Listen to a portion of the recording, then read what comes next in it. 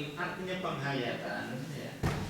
Itu harapannya benar-benar melekat di dalam hati kita sehingga kita selalu mengingat ayat-ayat yang telah kita tadabburi sebelumnya. Ini langkah ya kan? Langkah seseorang kalau ingin hafal yang baik dan benar, maka fahami tadabburi ayat Al-Qur'anul Karim terlebih dahulu. Tidak usah banyak-banyak, satu ayat saja lebih baik daripada belas nggak sama sekali. Jangan meremehkan sedikit. Fa innal qalila 'indallahi katsir. Karena sesungguhnya sedikit itu menurut Allah Subhanahu wa taala sudah sangat besar dan sangat banyak sekali. Karena itu satu ayat yang umpamanya Bismillahirrahmanirrahim saja dihayati, difahami, dihayati, diresapi, kemudian dihafal, diingat-ingat, maka itu sudah luar biasa. Nah, jaminannya tambahnya kebaikan karena Al-Quran yang selalu diingat itu, maka Allah Subhanahu wa ta'ala akan menjaga ingatannya. Yang disebut dia akan bebas dari kebingungan. Orang yang selalu menjaga dan mengingat ayat Allah Subhanahu wa ta'ala, Allah menggunakan kata-kata waliyatadzakkar. Kata-kata tadakkar menurut bahasa Arab itu adalah soro, dia menjadi yadhkur, atau soro tadakkar, dia menjadi orang yang selalu ingat. Kata-kata menjadi, kata sebelumnya, sebelum dia menghafalkan ayat Al-Qur'anul Karimnya, itu belum menjadi, masih proses. Kalau sudah hafal ya, satu ayat saja kita jaga, maka Allah Subhanahu wa ta'ala akan menjaga ingatan kita, sehingga doa kita itulah doa yang terkabulkan ketika kita berdoa seperti yang sudah kita baca bersama-sama. Apa doanya? Sudah dihafal? Allahumma inni a'udzubika minal ajzi wal kasali wal haram. Kita sendiri. Ini sesuai dengan Ibnu Abbas dalam tafsirnya mengatakan, man jama'al Qur'an, barang siapa yang mengumpulkan ayat-ayat Al-Quran. Kata-kata mengumpulkan ya, itu berarti sekarang menghafalkan satu ayat, ya kan? Setelah difahami, disimpan, dia nambah ayat kedua, difahami, dihafalkan, sehingga menjadi terkumpul. Setelah kumpul dua ayat, nambah lagi berapa? Ayat ketiga, dengan menjaga apa yang sudah ia hafal sebelumnya, dengan menambahkan sedikit demi sedikit ayat-ayat Al-Quran. Ini yang dimaksud dengan mengumpulkan itu. Sehingga kata-kata mengumpulkan tidak termasuk dalam kata-kata ini jika seseorang mengganti ayat Al-Quran yang lama diganti dengan yang baru. Artinya sekarang menghafal ayat 1, kemudian ayat 1 ini dilupakan, ganti ayat 2. Ayat 2 dilupakan, diganti ayat 3. Ayat 3 dilupakan, diganti ayat. Bukan ini. Ini bukan mengumpulkan namanya, mengganti. Lah orang yang mau mengumpulkan satu ayat saja, tidak usah banyak-banyak. Kalau ayatnya panjang, separuh lah, tidak apa-apa. Yang penting kalamullah yang kita hafal sedikit, meskipun kita tua ya kan, meskipun ibu-ibu yang sudah tua tetap aja berusaha seperti itu. Barang siapa yang mengumpulkan ayat-ayat Al-Quranul Karim lam yuradda ila ardhil umur, maka dijamin dia tidak akan dipekunkan di masa tuanya. Aminnya harus dibarengi dengan mengumpulkan. Amin mengumpulkan, tidak dia. Jangan aminnya saja yang bawa. Mau coba Ya bagus ya seperti itu. udah coba tapi belum apa-apa. Oh, kalau udah sama kalau udah Nggak usah repot-repot. Artinya nggak usah terlalu banyak-banyak. Satu ayat gitu aja, ayat pendek. Itu sudah bagus selama kita mengumpulkan. Nggak harus surat Al-Baqarah dulu, sedikit-sedikit. Just amalkan ayatnya pendek-pendek. Satu ayat nggak usah satu surat kecil, kebanyakan. Tapi syaratnya harus dari tadabbur tadi, penghayatan, sampai kita bisa menangis. Kalau nggak bisa menangis, tangiskan. Kalau nggak bisa menangis, apa kata Imam Ghazali? Tangisi diri kamu. Mengapa kamu tidak bisa nangis? Aku seperti muda, kamu nggak bisa nangis, kenapa sih? Wajib ya. Harus menangisi diri kita itu. Sehingga disitulah akan timbul rasa sedih, ya kan? Mengapa saya seperti ini? Dan seterusnya, akhirnya kita bisa menangis.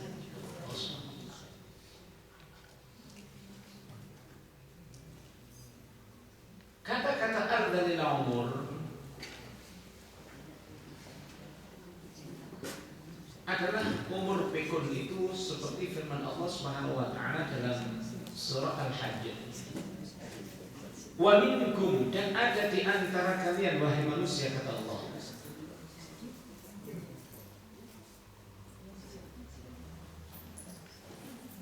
man yuradda ila ardhil umur, orang yang dimatikan oleh Allah Subhanahu wa taala, diwafatkan oleh Allah Subhanahu wa taala setelah dia mencapai umur ardhil umur tua bangka sampai pikun.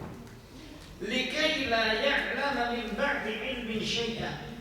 Agar apa? Agar dia tidak mengetahui lagi apa yang sebelumnya dia ketahui. Itu namanya ardhil umur pikun namanya.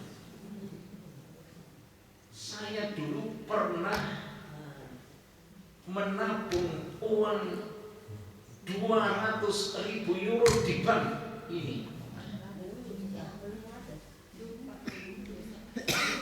Ingat ya kan, masa muda. Hari tua, umur pikun, nggak eling sama sekali. Kesempatan anak,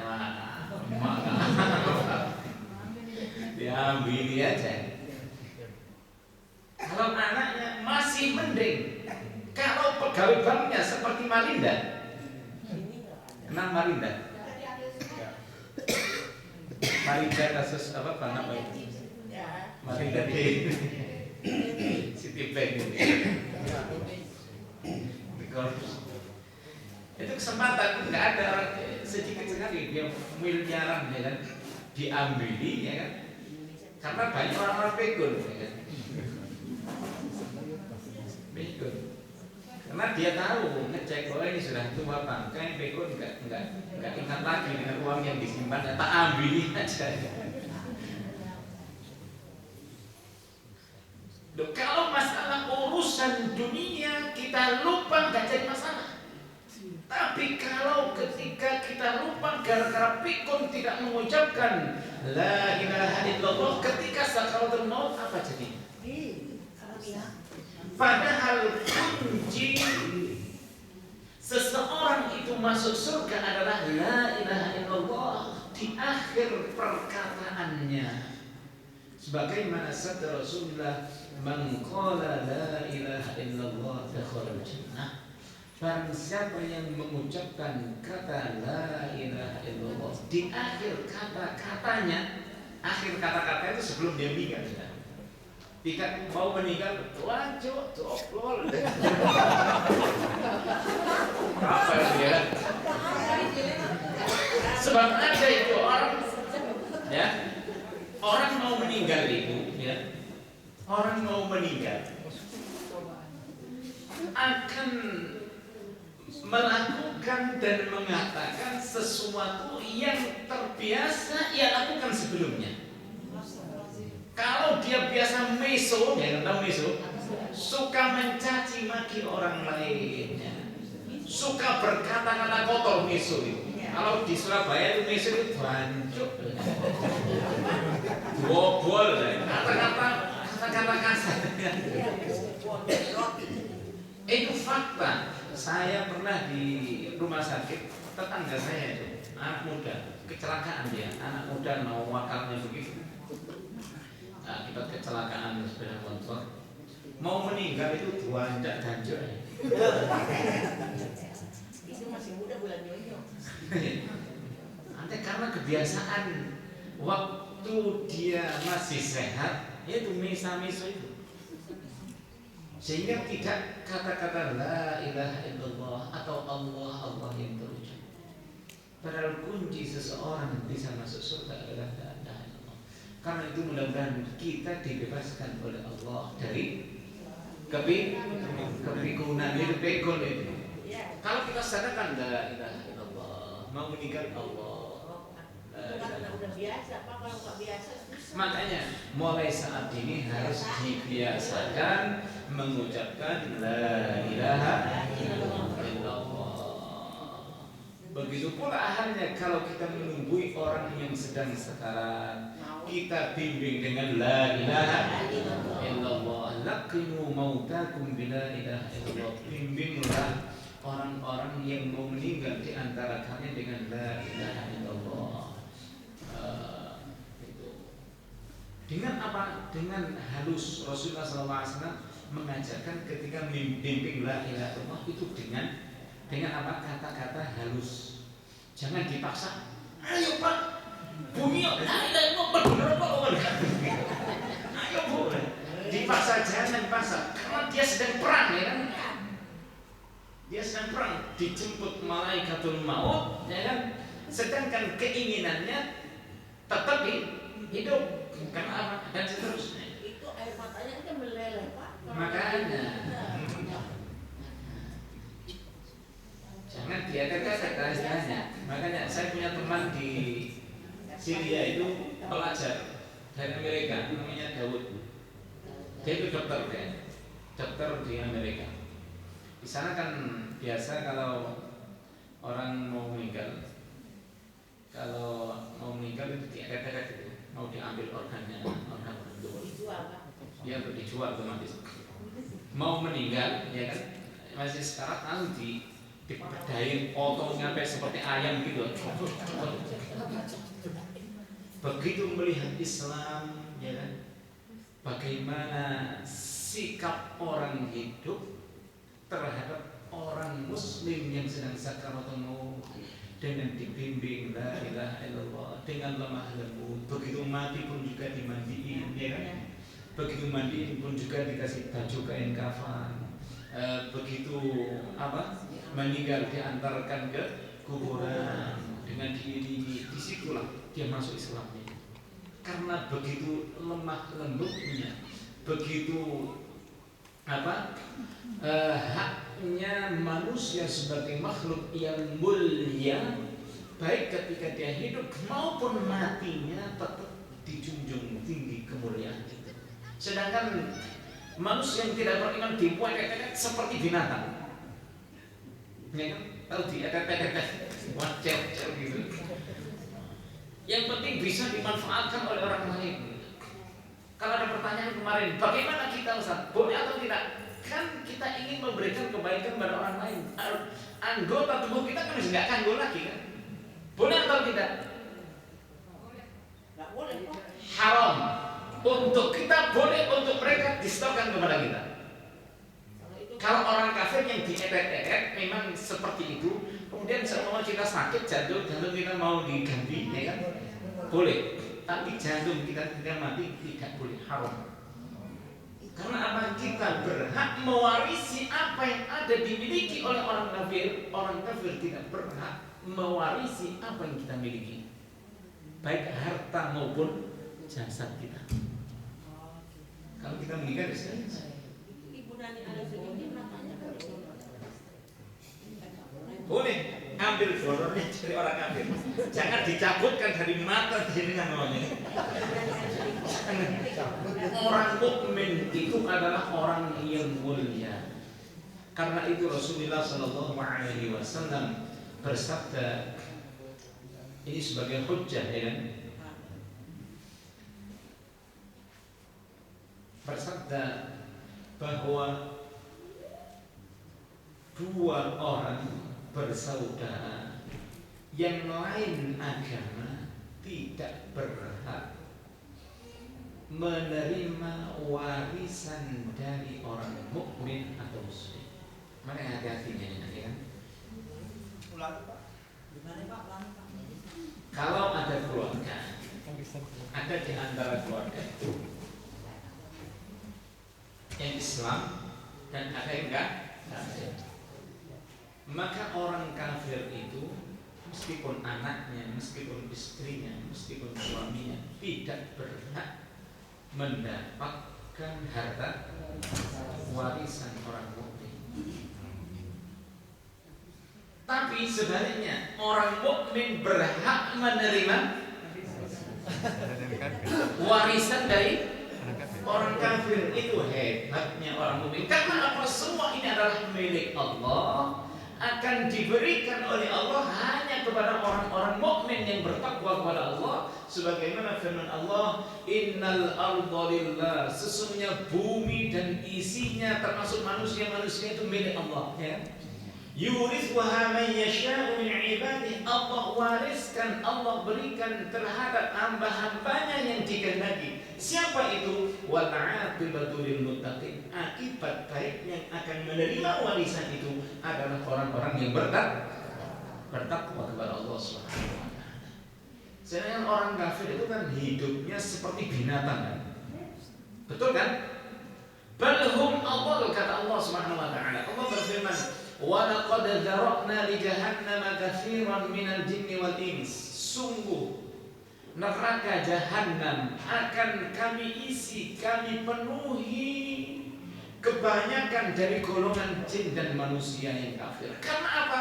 Lahum qulubun la yafqahuna biha. Mereka punya hati, tapi hatinya tidak digunakan untuk memahami ayat-ayat Al-Quran. Hatinya tidak digunakan, tidak difungsikan untuk memahami ayat Al-Quran. Walahum a'yunun la yubsiruna biha, dan mereka punya mata tapi tidak digunakan untuk melihat keagungan ayat-ayat Allah Subhanahu wa taala. Walahum adhanun la yasma'una biha, dan mereka punya pendengaran tapi tidak digunakan untuk mendengarkan ayat-ayat Allah, kajian Al-Quran dan seterusnya. Digunakan untuk mendengarkan musik. Kalau mendengarkan musik, tapi ketika mendengarkan kajian,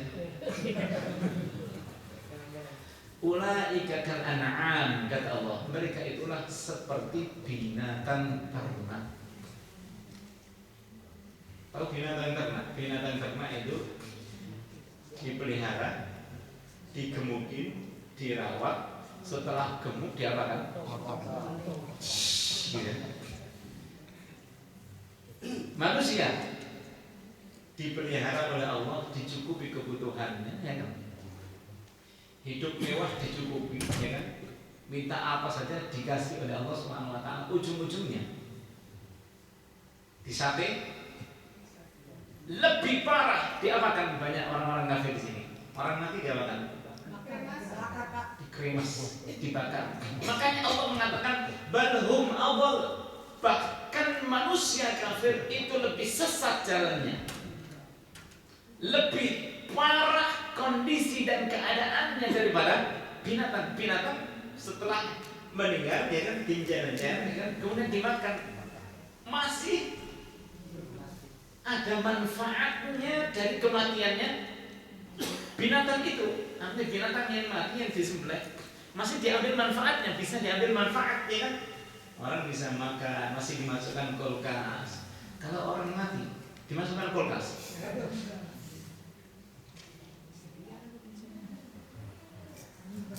belum dimasukkan neraka sudah dibakar, ya kan? Disimpan lagi. Kemudian diuntal nih, batotan. Subhanallah. Oleh karena itu kita harus menyadari bahwa kita adalah makhluk yang mulia. Jangan dihinakan seperti itu. Karenanya Islam yang kita ketahui ini hendaknya kita sampaikan kepada saudara-saudara kita, orang-orang yang masih belum Islam di Belanda ini. Sampaikan kepada mereka, selamatkan mereka dari kekejaman dan kekejian, kehinaan hidup di dunia ini maupun di akhirat nanti. Kasihan, apalagi mereka yang masih ada hubungan kekerabatan dengan kita.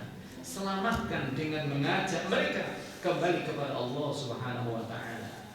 Kembali kepada Allah, kembali mengikuti jalan yang benar, menyadari bahwa hidup ini tidak sekonyong-konyong bisa hidup dengan sendirinya atau semaunya atau hidup sesuai dengan natural.